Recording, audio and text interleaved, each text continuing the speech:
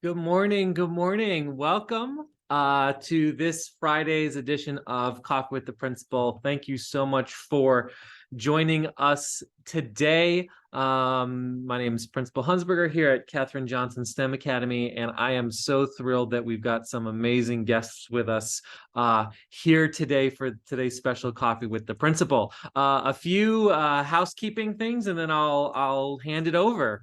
So just a reminder, you've joined the meeting muted. Feel free to use the chat box as needed. We are recording the meeting. While we encourage you to leave your video on, you certainly don't have to, as it helps better simulate an in-person meeting. Feel free to use the raise hand feature in Zoom, and I'm sure we'll have some time during this presentation for Q&A for our presenters about anything that they're presenting today, or to me directly about anything else happening at the school.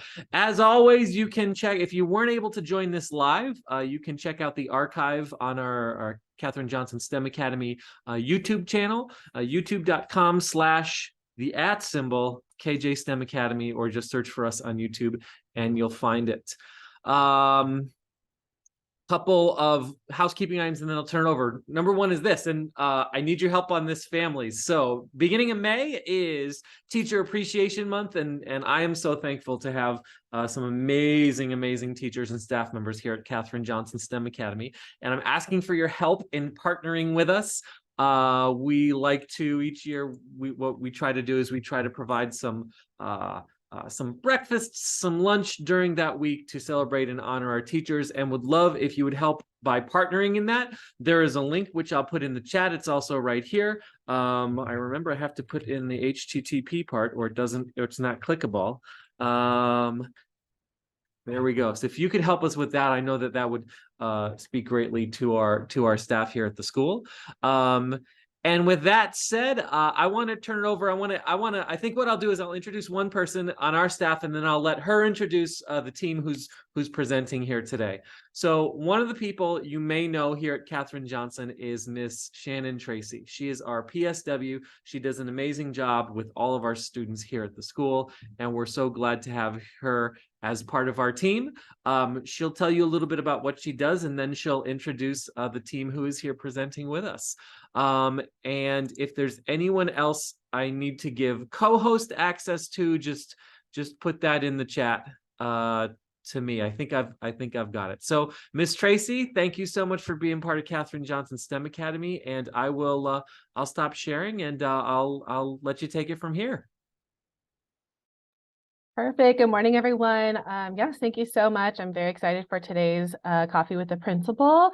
So if you don't know, I am Katherine Johnson's school-based psychiatric social worker. And so what my role here at the school is to support and promote mental health. I know that I was able to join Coffee with the Principal earlier in the school year. And I'm glad to be back. And so, yeah, so I school-wide support mental health, and that can look like one-on-one counseling, but it can also look like this, just providing that educational piece on different mental health topics, coordinating for guest speakers to come and present to parents, along with students and staff. And so for today's topic, I thought it would be great to just learn more about bullying, what that is, how can we handle it just as parents or guardians, also as students, and school-wide as far as staff and faculty. And so for this morning, I'd like to introduce two wonderful human beings, Jules Gomez and Samantha Gautel. So they are part of LAUSD, and they could tell you a little bit more about their department, but they are here this morning to just teach us more about handling bullying, and how together as a whole community we can support our students and have the most welcoming environment. So I will pass it now to Ms. Gomez.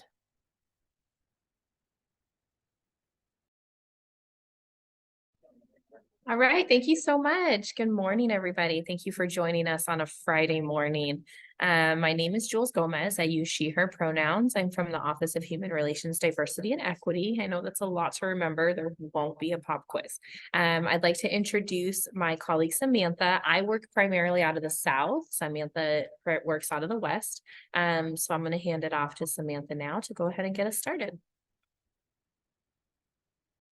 Thank you, Jules. My name is Samantha Gotel. I use the pronouns she and her, and I'm a licensed clinical social worker that, as Jules says, works also with human relations, diversity, and equity, and I do primarily work in Region West. So we're going to go ahead and get started today, talk about bullying. And the workshop objectives will be to define bullying, including the different types of bullying. We will discuss child development and what we would consider to be typical behaviors.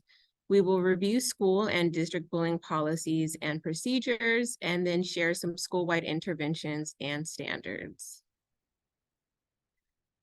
So first, what is bullying? If you could all either unmute yourselves or type into the chat, what would you say you would consider to be bullying? Because sometimes we have different definitions of what that looks like.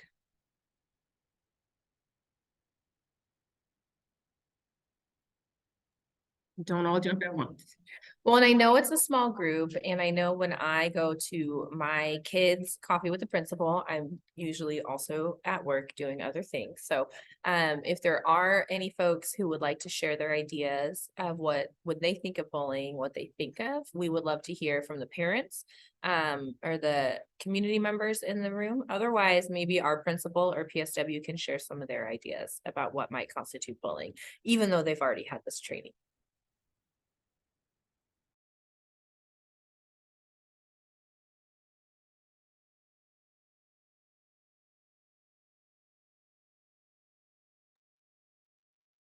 Okay, looks like we have something in the chat, minimizing another person.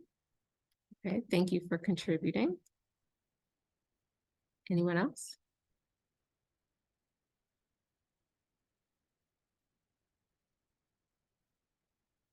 Disrespectful with others.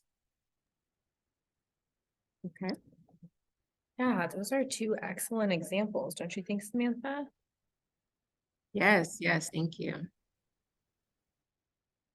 Actions with intentions to cause harm. Yes, thank you.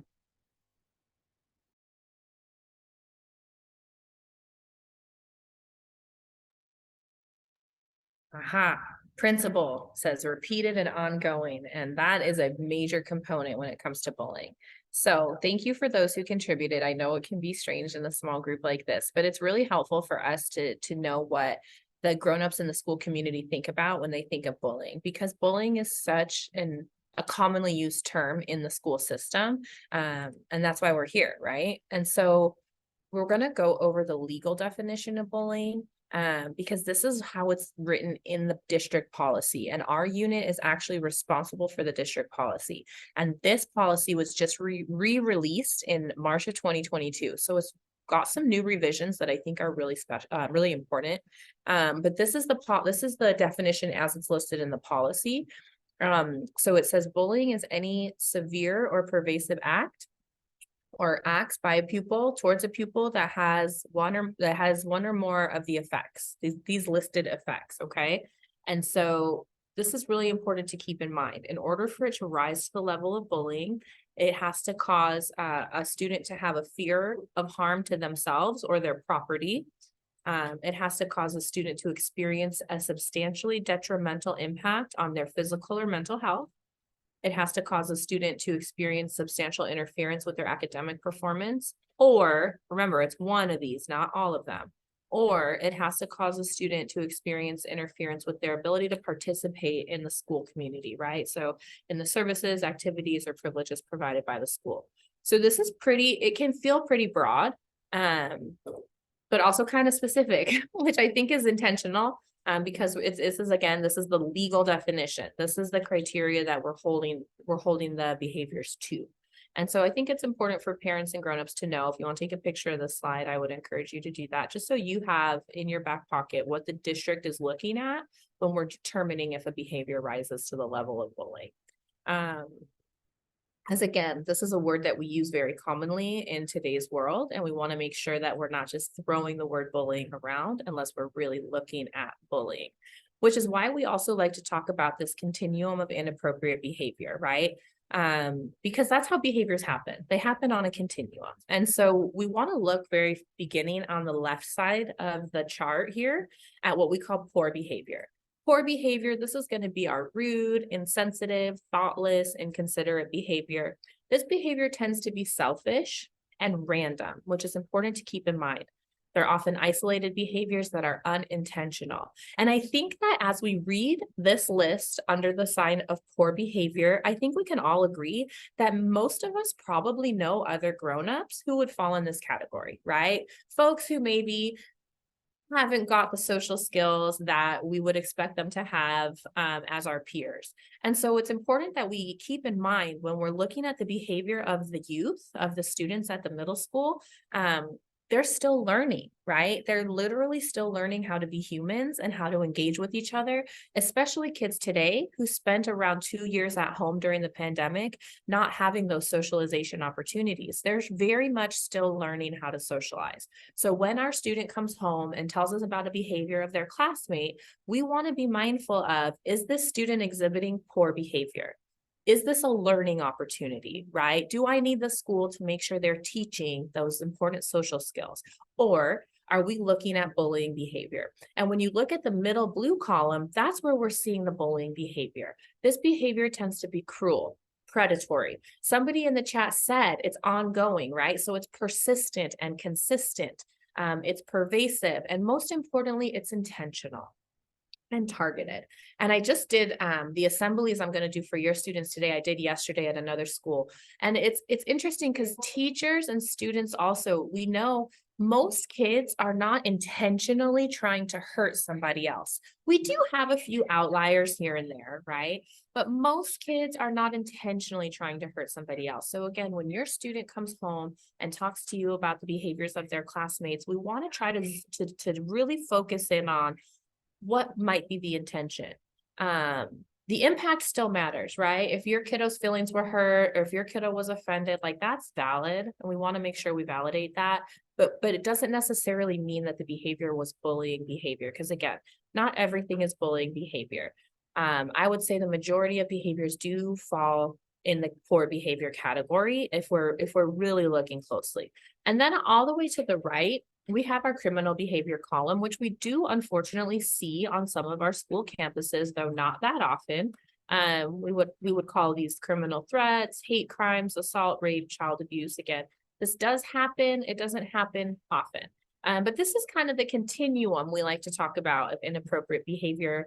And the list all the way to the left, the poor behavior list, these are teachable moments. These are opportunities for growth. And I think especially in middle school, our kiddos are really learning that socialization. They're figuring out who they are and where they fit into the world, and they're learning how to engage with one another.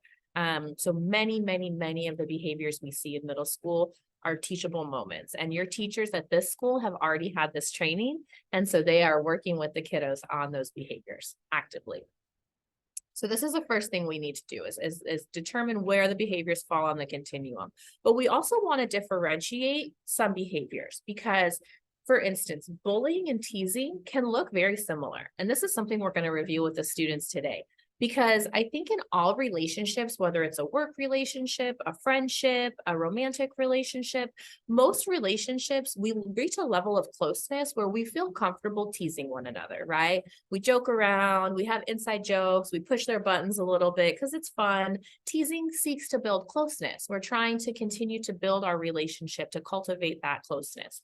But as grownups, we tend to know that there's a line and you don't cross that line. Right? We know where the line is and we're not going to cross it because we don't want to offend our friends. When it becomes bullying behavior is when the other person is intentionally trying to inflict harm. There's that word intentional that we talked about. There's no desire to be friends. They're trying to build distance. The issue with young people, especially middle school kids, they don't know where the line is between bullying and teasing. They're learning, right? We talked about that. They're still learning. And so they oftentimes end up playing jump rope with that line. And it's our job as the grownups to help them understand, you know, I hear you that you were teasing your friend. It sounds like it went too far. It sounds like you hurt their feelings, right? And help them understand how far they can take their teasing before it becomes hurtful. And that can be tricky, right? But we do want to be mindful of this. Again, when our kiddos come home and tell us about behaviors of their classmates, okay, is this something where they were bullying, or is it teasing that went too far? And then maybe we can work with our child on teaching them to be a little more assertive and telling their friend, hey, that wasn't cool. Let's not talk like that. Okay, so we talked about the continuum of inappropriate behavior, bullying versus teasing. We also need to talk about bullying versus conflict, especially in the climate of our country today. Conflict is everywhere. It feels sometimes like it's unavoidable, right? We have conflict at work, we have conflict at home, conflict in the community, on the news. It's constantly conflict. And conflict is normal. And oftentimes conflict can be healthy. I tell the students, like, how boring would it be if we all agreed on everything all the time, right? It would be super boring. But conflict, is a simple disagreement or a fight between people of equal power, right? They just disagree on a specific item. Who's the best rapper? What are the coolest sneakers? Where, you know, what's the best high school? I don't know what middle school kids are in conflict over. But they just are disagreeing. And maybe they're disagreeing in a way that's not kind, right? I think that even as grownups, we can do that sometimes, but they're disagreeing. Ultimately with conflict, both sides are engaging, right? And ultimately they want to heal the relationship. They don't want to be fighting. They just can't agree. Whereas bullying is going to be one-sided and signified by that imbalance of power. One person being the clear aggressor, and again, seeking to build distance. So we actually have a couple lessons on our website about learning to disagree respectfully. Because again, even as grownups, I think that's a skill a lot of us need to learn, myself included. Don't get me started talking about baseball, because I can't agree with you about baseball. It's just not going to happen. So, but I need to do it kindly, right? And so conflict versus bullying is an important thing to keep in mind where we're talking to our students about the behavior of their peers. Are you all in a conflict? Are you simply not agreeing disrespectfully, or is this a real bullying situation? So we have the continuum of inappropriate behavior. We have bullying versus teasing, bullying versus conflict. And then finally, I don't have a slide for it, but we also like to talk about what we call age-appropriate behaviors, right? And so age-appropriate behaviors mean what are things that your child, your student does because of how old they are. And I think middle school is a very unique stage in life. I think we could all agree. Middle school kids are, like we said, figuring out who they are and where they fit in the world. They're starting to kind of understand boundaries. We see a lot of like interesting behaviors in middle school that I would say are age appropriate. Like if I have a crush on somebody, I might poke them or steal their pen or, you know, put my stuff on their desk in a way that maybe little kids wouldn't and high school kids are too cool to do. So there's behaviors we see in middle school that would be considered age appropriate. Still teachable moments though, right? I'm not saying that it's okay just because it's age appropriate, but it's something that as the grownups at home, we want to be mindful of, right? Are they teasing you because they have a crush on you? We hear that a lot in middle school. It doesn't make it okay, but it is a common behavior of this age group that we can address and try to help modify, okay? So just some things to keep in mind. Now, what does LAUSD say about bullying?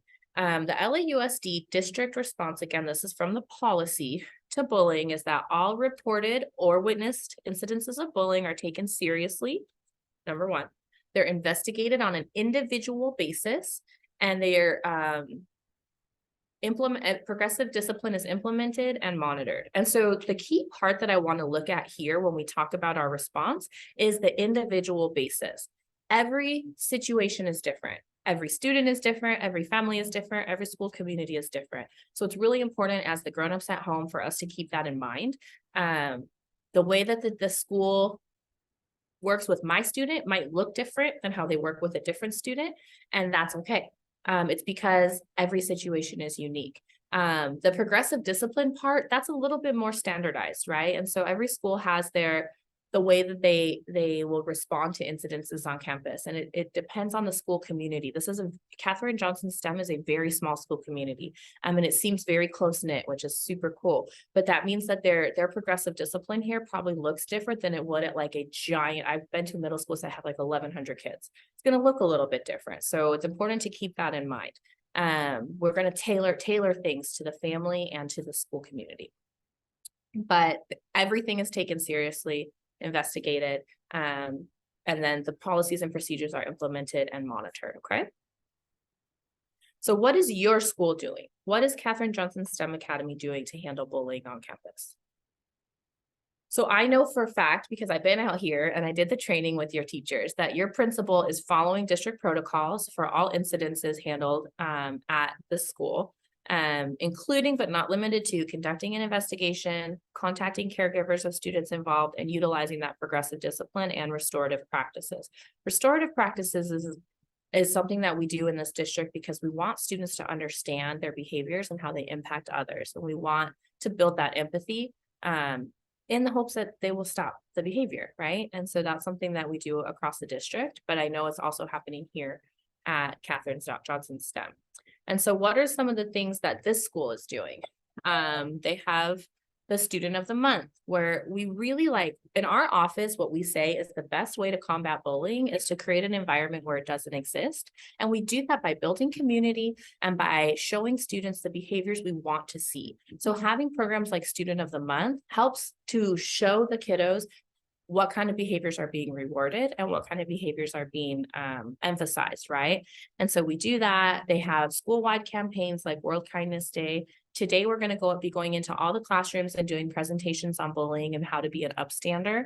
You have your great PSW here that's supporting the students, a counselor, and then they are also working to build the community through restorative justice and community circles, which again, if we can create a community on campus where students really respect each other and look out for each other, we tend to see less incidences of bullying happening, which is fantastic. How are we having our students handle bullying? And so this is the key part, because we're going to be going into classrooms today and talking to the students about how to be an upstander and what they can do when they see bullying happening. But it's super important that the grownups at home are also aware of what we're teaching the students so that it can be reinforced at home. The teachers are going to be in the classrooms as well, hearing what we're telling them. So the teachers will be reinforcing it as well. But we want the parents to be reinforcing it. So in our upstander assembly today, what we're going to be talking to the students about is the fact that not everything is bullying, but also that we really need students to tell the other person to stop, right? If somebody does something you don't like, tell them to stop. Tell them you don't like it. My little one is 5, so it's a very different world, right, than middle school. But I always tell him, tell your people, I don't have to play with folks who aren't nice to me. And that's really to help start building assertiveness in our young people. We want them to have the confidence to stand up to themselves, number one. And number two, what I see happen very often is when a student goes to the other student and tells them to stop or that they didn't like what happened, more often than not, the other student realizes they made a mistake and can apologize. And that's so important for them to have that moment of realization, right? Ooh, that behavior wasn't okay. I crossed the line. But they can't know that unless we tell them. They can't read our minds, right? If Samantha hurts my feelings, she's not going to know that she hurt my feelings unless I tell her. And she would never do that because she's fantastic. But you get my point. We really need our students to be telling the other students when something bothers them and when something's not okay. Now, oftentimes parents will tell me my kiddo is shy or my kiddo is afraid. And I get that. I hear you. And that can be really challenging for your student then to stand up for themselves. But I'm going to encourage you to work with them on it anyway, because we want to build that skill for when they're grown-ups, right? We don't want our child to be a grown-up who gets pushed around by their boss or their colleagues at work. We need them to be able to build those skills of assertiveness. That might be a great opportunity to call the school and ask for the help from the PSW or the counselor, right? But we want to make sure that we're encouraging our students how to stand up for themselves. So we're going to talk about that with the students today. We're also going to talk about what we spoke about with y'all when teasing crosses the line, because I do see this happening more often in middle school than say elementary school, because teasing is so common as when we feel insecure, right? And middle school kids tend to feel insecure just developmentally, because like I said, they're figuring out who they are and where they fit in the world. And so we're going to talk with them quite a bit about teasing your friends and how that, that's normal, but we got to be sure that we're checking in with each other and making sure that everybody's okay with the teasing that's going on. We're also going to talk about safety versus snitching, because oftentimes we have situations where students don't want to tell a grown-up, especially in middle school, because they're worried they're going to be seen as a snitch. And I get that. Nobody wants to be seen as a snitch, but we also have to make sure that safety is at the forefront. So we're going to talk about that with the kids today, and just empathetic friendship, how to be there for one another, how to look out for your friends and classmates. And so these are the things we're teaching the students. It would be super helpful if the grown-ups at home could reinforce these things at home, like we're asking the teachers to be reinforcing them at school also. So your school is unique in that it's really taking this holistic approach to bullying. We train the teachers, we're doing a workshop for the parents, and we're going to be working with the students as well, because they're really facing this issue head on, which is fantastic. And from here, we're going to talk about how Katherine Johnson STEM Academy is asking families to support them in handling bullying, because I know it's so cliche, but it really does take a village. No one component can handle everything on their own. We have to work together. So I'm going to pass it back to my colleague Samantha, who is going to run us through how families in the school community can help handle bullying.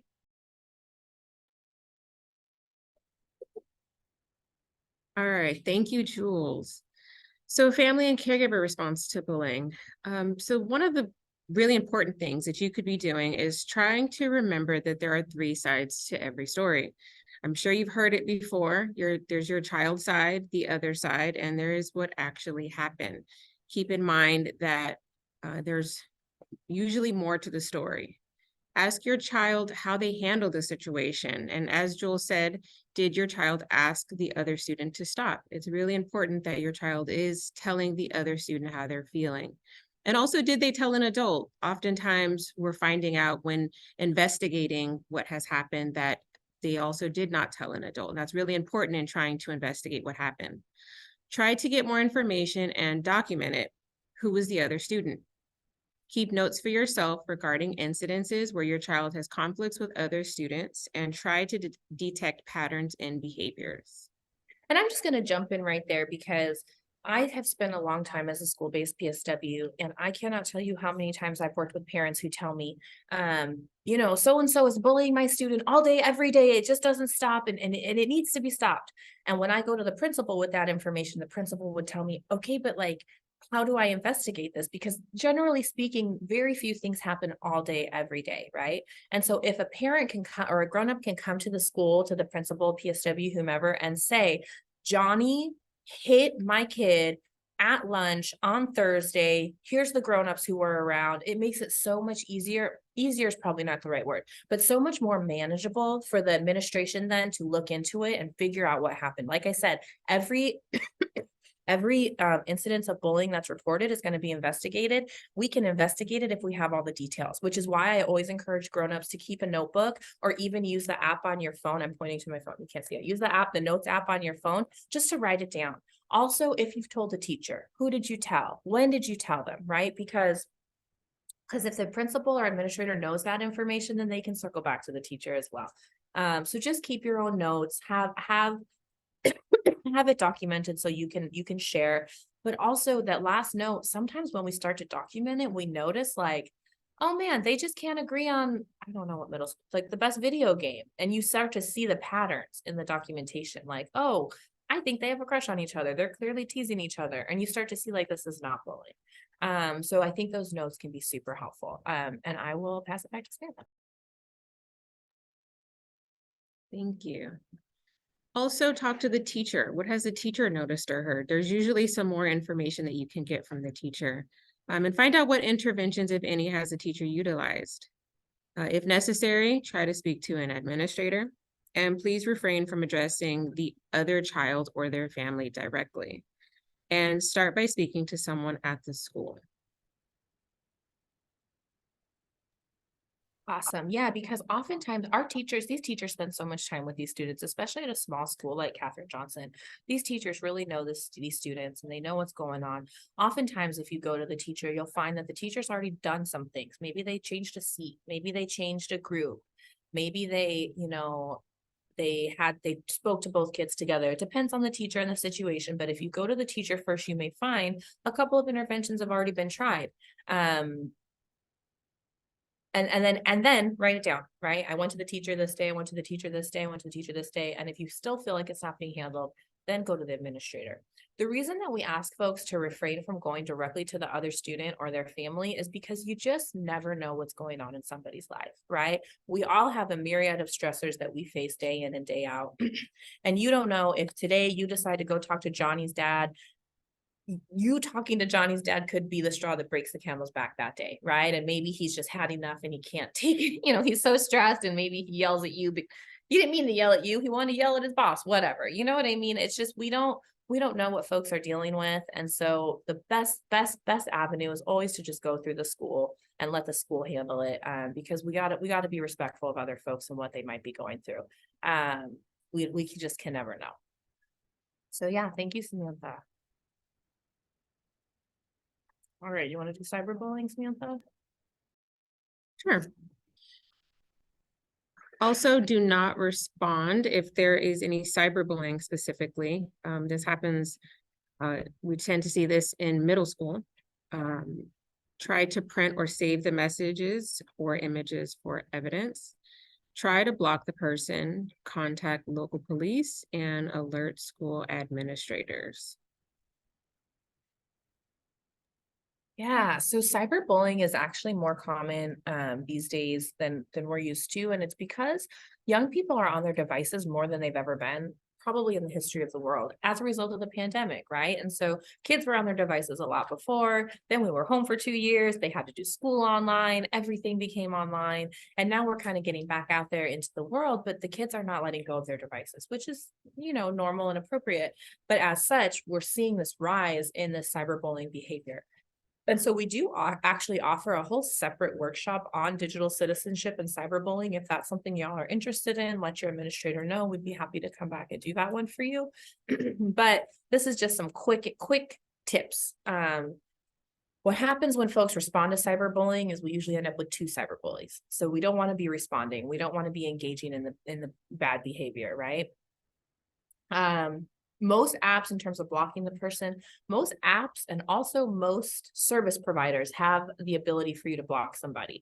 And so like I'm with T-Mobile, and T-Mobile makes it really easy to block via text message. If I get a text from a number I don't know, I delete it. It says, do you want to block this person? Easy peasy, right? So there's lots of different ways you can block people. And again, if you want more on this topic, let your administrator know, and we would be happy to come back and do a whole nother workshop on cyberbullying. And I also want to mention that bullying prevention, oftentimes it does start at home, because like we mentioned, our little ones, our kiddos are literally learning how to be humans by watching us. And so how at home are we raising our children to be assertive? We talked about that, standing up for themselves, telling other kids, I don't like that. But also, how are we raising them to be accepting of other folks? Oftentimes when kids go to school, it's the first time that they're exposed to other people who are not like them. Maybe people with different religions, different countries of origin, different language, right? Not even necessarily like English versus Spanish, but different words that we use commonly in our home, right? And so it's important that at home we're being mindful of how we're raising our children to be accepting of others, because there's a difference between seeing someone who's not like you and just knowing like, oh, that's cool, they're different, and seeing someone that's not like you and thinking it's weird or strange or making, comments because you're not comfortable or used to that. And so it really does start at home. And we do have a whole nother workshop we offer about identity and encouraging and empowering our youth to be accepting of other people, and how we can do that starting at home. And so if that's something you're interested in, let us know. We'd be happy to come back and share that with y'all as well. And then from there, we have time for questions. And so I know this is a small group. Hopefully there's some questions. I will stop sharing my screen so that if there are questions, folks can raise their hands or write it in the chat. But that is the end of our presentation. So we are happy to field any questions there might be, or if they're specific, you know, your principal's here and I'm sure could answer questions as well.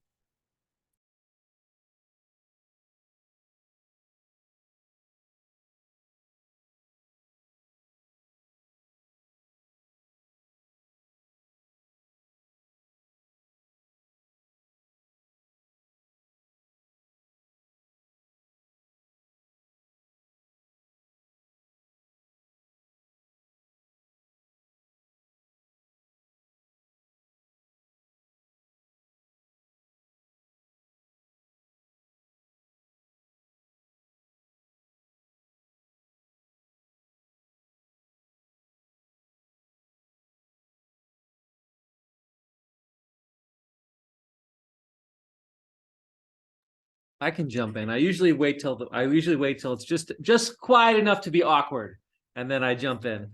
Can you talk a little bit? First of all, thank you so much for coming today. I'm super appreciative for meeting with our families as well as our students.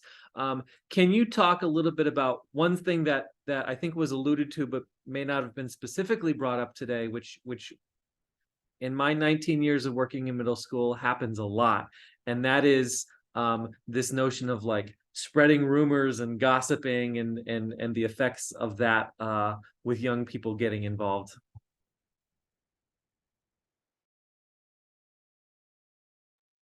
What specifically are you interested in covering? Because it's very broad. It is very common, unfortunately, in middle school and probably high school as well. Yeah, and it's part of, I think, social emotional learning, part of that Yeah. empathic friendship we were talking about, part of Yeah. helping young people understand like when they're crossing a line. I think oftentimes young people don't understand that it's hurtful, right? And so we want to make sure that we're raising a generation of folks who are checking in with one another and who can identify like I hurt you and say I'm sorry. And that is modeled at home largely, and it's also being modeled at school and hopefully taught through different social emotional curriculums as well. So I think that that's definitely something worth addressing on both ends, right? At home and at school. Yeah, because it does happen quite frequently. And I will say to just like school's response, I will be meeting with 7th graders the rest of the school year in classrooms and presenting second step curriculum. And it's actually revolved around like healthy conflict solution. And so a lot of our discussion is going to be revolved around like, you know, what can make a conflict grow. And some of the things we will touch on is like, you know, if we engage in spreading of rumors or gossiping and whatnot. And so, you know, I'm thankful to be here and be able to provide that to our 7th graders. And there's different topics and curriculums that I do with like 6th graders and 8th graders. And then as they rotate, you know, to the next grade level, then they'll get what I'm presenting to that age specifically. So just wanted to let parents know, just as like a school's, you know, just like a way of how we could promote that. Like those are things that we are doing, and that'll actually be starting next week.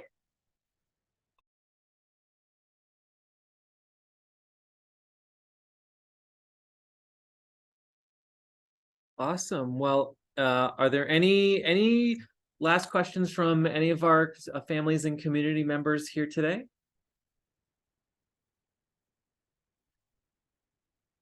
All right, no worries. Well, I want to say thank you so much to our guests who have come today, and for our families who have joined us today on Zoom. For families who are here right now, I hope you all know my email address, but I'm putting it again in the chat.